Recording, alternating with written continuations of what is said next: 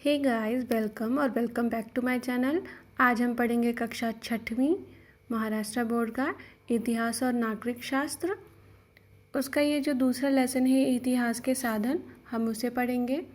तो इसमें हम देखेंगे कि इतिहास के साधन किस तरीके से कौन कौन से हैं। तो यहाँ पर देखिए आप लिखा हुआ है भौतिक साधन, लिखित और मौखिक साधन। तो इसके बारे में बुक के अंदर ही दिया हुआ है, यहाँ लास्ट में देख सकते हैं। क्या तुम जानते हो में प्राचीन भारत के इतिहास लेखन के साधन। तो अभी इसके ऊपर हम डिस्कस करते हैं। ये 3 है, भौतिक साधन, लिखित साधन और मौखिक साधन। तो अभी हम भौतिक साधन देखेंगे। भौतिक साधन के दो भाग में बटा हुआ है भौतिक साधन। एक है वस्तु और एक है वास्तु। वास्तु में क्या होता है, एरिया आता है, और वस्तु में जो चीज़ें हम पकड़ सकते हैं, छू सकते हैं, वो आते हैं। तो वस्तु के अंदर है गुफा चित्र, मिट्टी के बर्तन, मिट्टी के शिल्प, मन के रत्न और आभूषण, पत्थर के शिल्प, धातु की वस्तुएं, सिक्के और शस्त्र। वस्तु वो होते हैं जो हम छू के देख सकते हैं। वास्तु अब हम पढ़ेंगे नेक्स्ट, जो है भौतिक साधन के अंदर वास्तु। तो वास्तु क्या है, जो एरिया मतलब कि किसी स्थान से जुड़ा होता है। तो ये है गुफा, मकान, स्तूप, गुफाएं, मंदिर, गिरजाघर, चर्च, मंदिर, मस्जिदें और स्तंभ। तो ये हो गए भौतिक साधन। भौतिक का मतलब होता है जो फिजिकली हम देख सकते हैं और छू सकते हैं। तो ये 2 तरीके के हुए। अब नेक्स्ट साधन क्या है, लिखित साधन। लिखित का मतलब होता है वो साधन जो हमें लिखित रूप से प्राप्त है। तो इतिहास लेखन में हमें वो साधन भी हैं जो लिखित रूप में हैं। तो इसमें क्या क्या है, हड़प्पा लिपि में लिखे लेख। हड़प्पा लिपि आपने देखा वो हड़प्पा सभ्यता है, उनकी लिपि लिखे हुए लेख। देन नेक्स्ट है वैदिक साहित्य। वैदिक साहित्य में कैसे, जैसे वैदिक युग में 4 वेद लिखे गए, वो सारी चीज़ें ये वैदिक साहित्य में आएगा। मेसोपोटामिया का इष्टिका लेख, ठीक है। देन नेक्स्ट है महाभारत रामायण ग्रंथों की पांडुलिपियाँ, जो हम अभी देखते हैं। देन नेक्स्ट है जैन बौद्ध साहित्य। तो ये जितने भी जैन धर्म और बौद्ध धर्म आए, इन सब की जो साहित्यिक जो रखी हुई है, उसको भी हम लोग इतिहास के साधन के रूप में देखते हैं। ग्रीक इतिहासकार और यात्रियों का लेखन। जो यात्री यहाँ आए थे भारत में जिस समय में, उन्होंने जो भी चीज़ें लिखी हैं, उनके लेखन के ज़रिए तो हम उनसे भी हमें इतिहास की जानकारी मिलती है। तो ये भी लिखित साधन में आया है।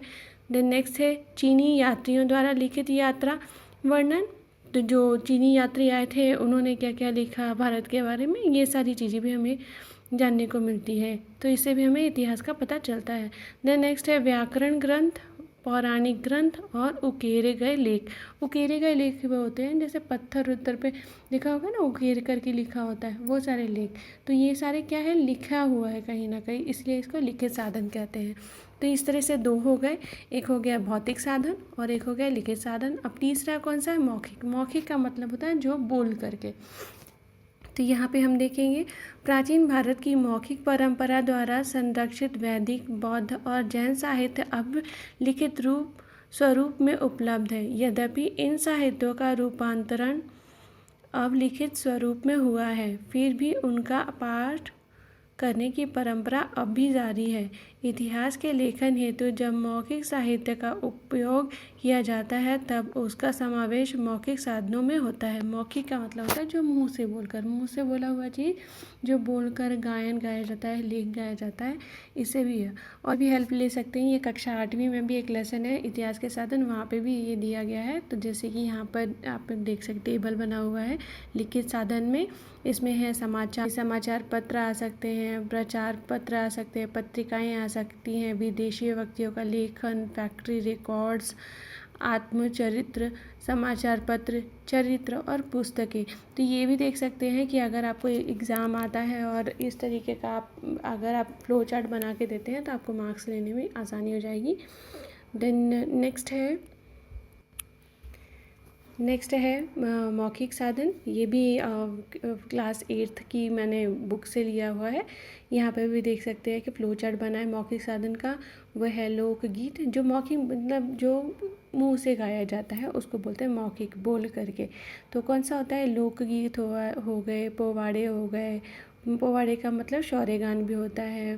देन लोक कथाएँ, प्रसंग वर्णन, साक्षात्कार मतलब इंटरव्यू, नाटक, जलसे, कला समूह और ओवियाँ मतलब चक्की के गीत। तो ये सारी जो चीज़ें हैं वो मौखिक साधन के अंदर आती हैं। तो ये भी एक ये फ्लो चार्ट भी आप एग्ज़ाम में बना करके और एग्ज़ाम दे सकते हो। भौतिक साधन जैसा कि मैंने बताया था, इसे छूकर या किसी स्थान को, जो स्थान होता है उस एरिया को भी देख करके कह सकते हैं ये भौतिक साधन है। तो ये है इमारतें, इसमें आएगा इमारतें, रजवाड़े, रास्ते, पुल, पुतले, नाणी और स्मारकें और तुरुंग। तो ये सारी चीज़ें हैं, ये भौतिक साधन के अंदर आते हैं। अगर आपको वीडियो अच्छा लगे तो लाइक एंड सब्सक्राइब ज़रूर करें। Thank you.